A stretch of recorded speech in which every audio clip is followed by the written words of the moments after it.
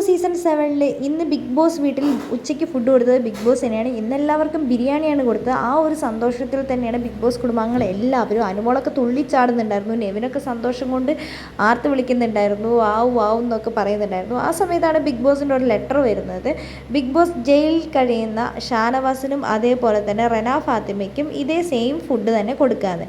ഇല്ലെങ്കിൽ എപ്പോഴും ജയിലിൽ കഴിയുന്നവർക്ക് കഞ്ഞിയോ അങ്ങനെ എന്തെങ്കിലുമൊക്കെ ഫുഡായിരിക്കും കൊടുക്കുന്നത്. എന്താണെങ്കിലും അവർക്കും ഭയങ്കര സന്തോഷമായി. കാരണം നല്ല ടേസ്റ്റ് ഉണ്ടായിരുന്നു. അതിൽ ഞങ്ങൾക്ക് കുറച്ച് കൊണ്ടുവന്ന് തന്നായിരുന്നു എന്ന് റെനയും അതേപോലെ തന്നെ ഷാനവാസ് പറയുന്നുണ്ട്. അപ്പോൾ അഭിലാഷ് ചോദിക്കുന്നുണ്ട്, അതിന് നിങ്ങൾക്ക് ആരാ കൊണ്ടുവന്ന് തന്നത്, നിങ്ങൾ കഴിക്കുന്നത് എവിടുന്നാന്നൊക്കെ ചോദിക്കുന്നുണ്ട്.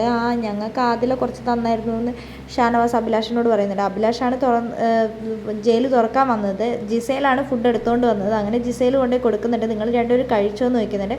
അങ്ങനെ ലാലേട്ടന് 100 പ്രേമലേഖനം എഴുതാനുള്ള ടാസ്ക് ആയിരുന്നു ഷാനവാസിനും അതേപോലെ തന്നെ റെന ഫാത്തിമയ്ക്കും കിട്ടിയിരുന്നത്. അങ്ങനെ 63 റെന എഴുതി, 3 ഷാനവാസ് എഴുതിയത്. അങ്ങനെ ഇവരെ രണ്ടുപേരെയും ജയിലിൽ നിന്ന് മോചിതരാക്കിയിരിക്കുകയാണ്.